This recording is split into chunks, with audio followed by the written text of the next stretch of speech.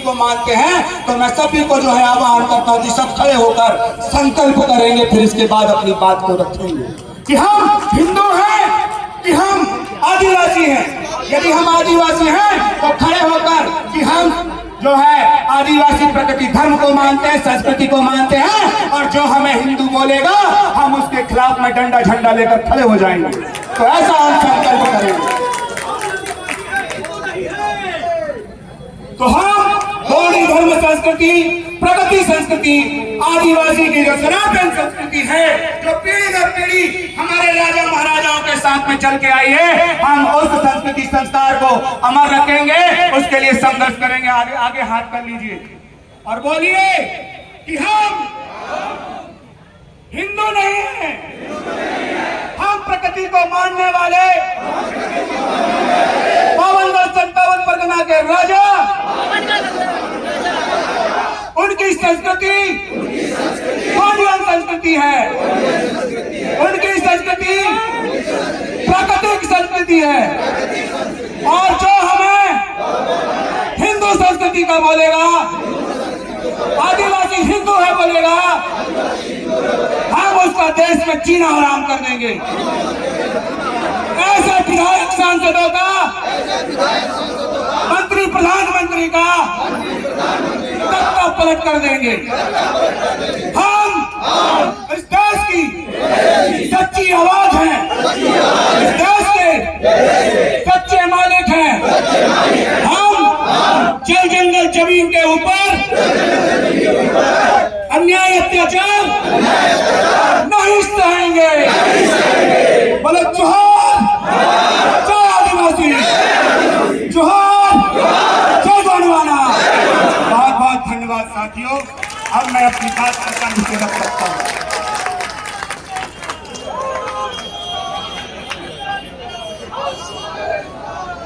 साथियों, मैं आपके बीच में कुछ चंद शब्दों में अपनी बात को रखूंगा। नेता आंदोलन से पैदा होता है, नेता अपनी माँ की कोख से नहीं, जल जंगल जमीन के आंदोलन से पैदा होता है।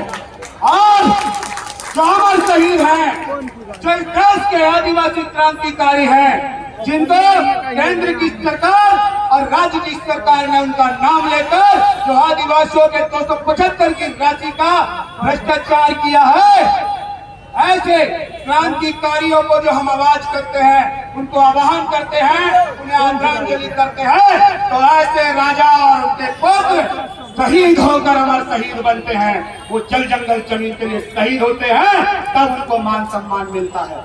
मिलता है कि नहीं? मिलता है ना? तो क्या आप उन राजा महाराजा, उन क्रांतिकारी टंकिया मामा, बिरसा मुंडा, सिद्धू कान्हू, रेणा कौर को और क्या उनके वंशज हैं? उन्होंने इस समाज के लिए, इस देश की जल जंगल जमीन के लिए अपनी जान की कुर्बानी लगा दी। क्या आप सब इस जल जंगल जमीन और भ्रष्ट सरकार के प्रति अपनी कुर्बानी दे सकते कि नहीं दे सकते? एक आवाज लगाकर मुझे बताइएगा जरा। हम अपना अधिकार मांगते, हम अपना अधिकार मांगते। तो साथियों, ये जो अधिकार है, ये अधिकार शंकर शाह कुंवर रघुनाथ शाह जी के शहादत दिवस पर लेकर आने वाले समय तक चलनी चाहिए। जिस तरह से रानी दुर्गावती का नाम लेकर रानी दुर्गावती यूनिवर्सिटी बनाई, लेकिन रानी दुर्गावती का इतिहास वहां पे नहीं पढ़ाया गया। जिस तरह राजा शंकर शाह कुंवर रघुनाथ शाह जी का नाम लेकर यूनिवर्सिटी कॉलेज बना रहे हैं, लेकिन राजा शंकर शाह कुंवर रघुनाथ शाह के इतिहास को नहीं पढ़ाया जा रहा है। ठीक उसी तरह भारतीय संविधान में सामाजिक, आर्थिक और राजनीतिक न्याय सत्ता की बात करते हैं। इस देश का आदिवासी जब आप कुचला और सहमा हुआ है, उसे जंगल में जंगल विभाग के नाम से भगाया जा रहा है, उसे जल संसाधन में बांध के नाम से भगाया जा रहा है, उसे खनिज संपदा के नाम से जो है खनिज विभाग कोयले निकालने के लिए, गिट्टी निकालने के लिए, तमाम तरह चीज की निकालने के लिए उसे भगाया जा रहा है। तो ये पुनः जो है वो क्रांति चालू हो गई है।